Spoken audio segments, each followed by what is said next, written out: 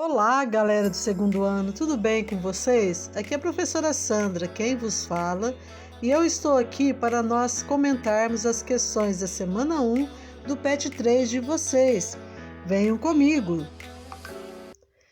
E aí, professora, o que temos para hoje?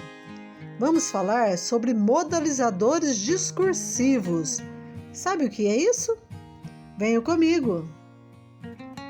De forma geral, o modalizador é um elemento gramatical ou lexical, palavra ou expressão, por meio do qual o enunciador revela alguma atitude relativa ao conteúdo daquilo que ele mesmo enuncia, daquilo que ele mesmo fala. Assim, mesmo de forma encoberta, escondida, o enunciador, o que fala, deixa seus posicionamentos subentendidos ou sugeridos, de forma a influenciar o comunicador a compreender o enunciado sob um determinado aspecto que lhe é dissimuladamente proposto. Então, o modalizador é uma palavra ou expressão que vai marcar o nosso discurso, vai marcar a nossa atitude, vai marcar o nosso posicionamento relacionado a algum tema, algum assunto. A modalização, portanto, ela diz respeito à expressão das intenções. Então, toda linguagem é intencional. Você só diz com determinada intenção. E pontos de vista do enunciador, ou daquele que fala. É por intermédio da modalização que o enunciador inscreve no enunciado ou no discurso seus julgamentos e opiniões sobre o conteúdo do que escreve ou diz, fornecendo ao interlocutor pistas ou instruções de reconhecimento de efeito de sentido que pretende produzir. Então, a modalização vai mostrar quais são as intenções do produtor do texto, como ele pensa sobre determinado assunto, qual é a sua opinião. Então, a modalização ela é feita por meio de modalizadores, que podem ser os advérbios, são aquelas palavras modificadores, talvez, felizmente, infelizmente, lamentavelmente, certamente. Verbos no imperativo. Aqui eles deram alguns exemplos, mas esses verbos não estão no imperativo, eles estão no presente do indicativo. Mas eles têm um valor de imperativo. Eu ordeno, eu proíbo, eu permito, Então, esses verbos também são modalizadores. Depois nós temos os verbos auxiliares, o poder, o dever, o ter que, o ter de, o haver de, o precisar de. E as expressões como é certo, é preciso, é necessário, eu creio, eu sei, eu duvido, eu acho. Então a modalização é feita por todos esses modalizadores ou recursos linguísticos. Além disso, eles podem ser classificados em alguns tipos. Então, os modalizadores, eles apresentam algumas classificações. Primeira, asseverativos, aqueles que conferem certeza a um discurso, podendo ser afirmativos, evidentemente, certamente, claro, sem dúvida, ou negativos, não, de jeito nenhum, de forma alguma, entre outros. Então, os asseverativos, eles vão dar vão tanto conferir certeza, Eles conferem certeza, tanto uma certeza afirmativa como uma certeza negativa. Depois nós temos também os dubitáveis, ou seja, aqueles modalizadores, aquelas palavras e expressões que colocam o discurso em dúvida. Então, talvez, o possivelmente, o é provável, Tudo isso mostrando dúvida. Nós temos também os delimitadores, que vão estabelecer uma restrição ou um limite ao entendimento do alcance de conceitos ou do discurso.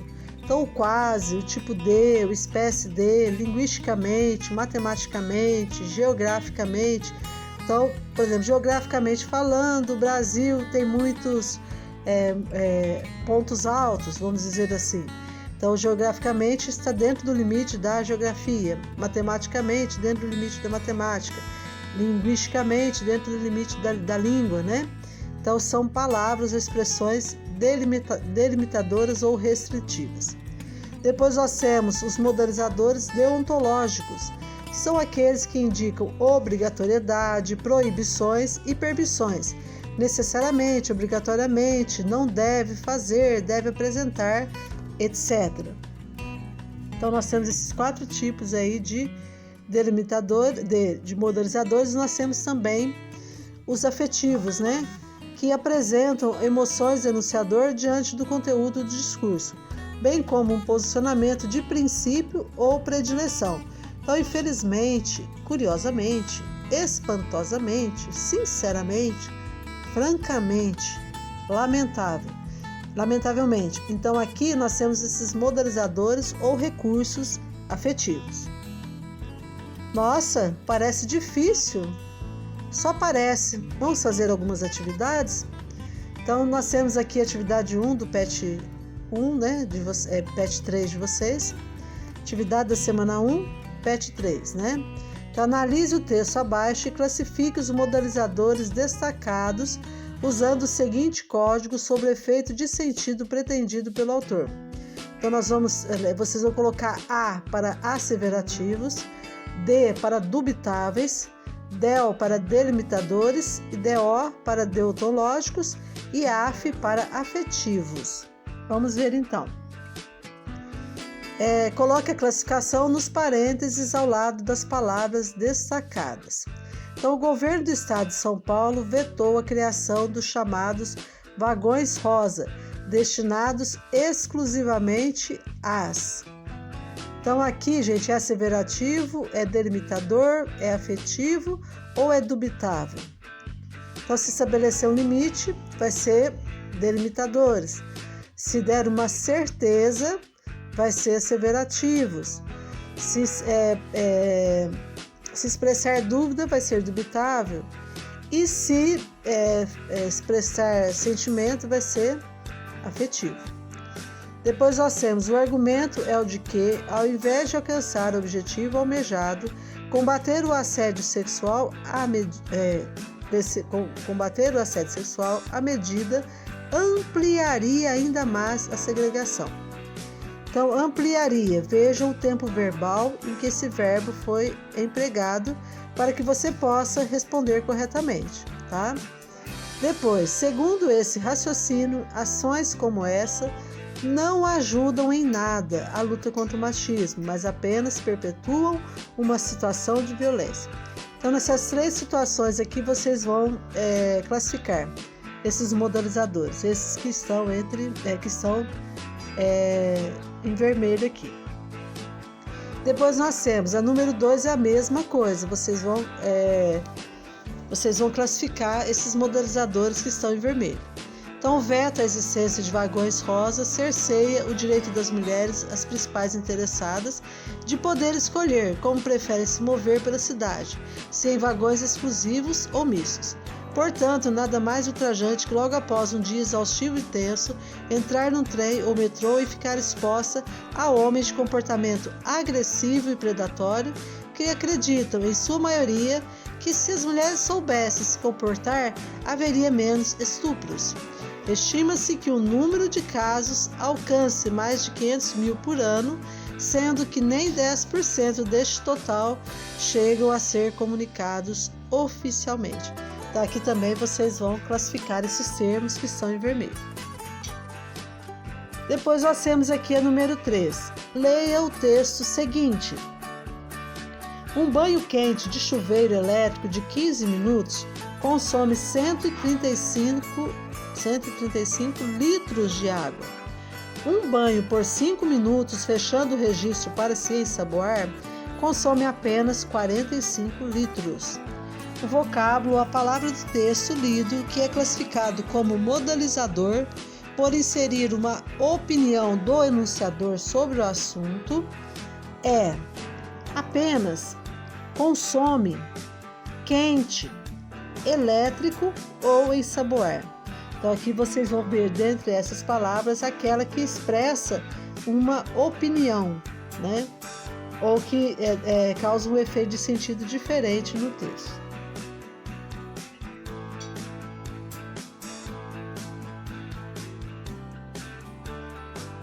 Na letra B, Qual o sentido construído pelo autor ao utilizar o modalizador apenas? Caso ele não tivesse utilizado essa palavra, o sentido do texto seria o mesmo? O que mudaria? Então, para responder essa questão, volte à frase, retire o apenas e leia. E perceba, né, se vai haver mudança ou não no sentido do texto. Agora sim, estou entendendo melhor. Viu só como é fácil? Ao conhecer os modalizadores, nós entendemos muito melhor os textos e aprendemos também a usá-los para mostrar nossas intenções nas falas e nos textos. Então, sabendo o sentido desses modalizadores, se torna mais fácil o nosso uso, né, nos nossos discursos. E aqui, pessoal, antes de terminar, né, eu vou deixando uma mensagem de estímulo. Que bom, você veio. A sua presença me alegra e faz feliz. Eu fico sempre pedindo bis. Então, vocês terão de fazer as atividades dessa semana, né? Da semana 1 do PET 3 de vocês. Se tiver alguma dúvida, vocês podem me acessar pelo chat Conexão Escola ou por meio do grupo da sala. A vocês, boa semana, bons estudos e fiquem todos com Deus. Um abraço e até o próximo vídeo.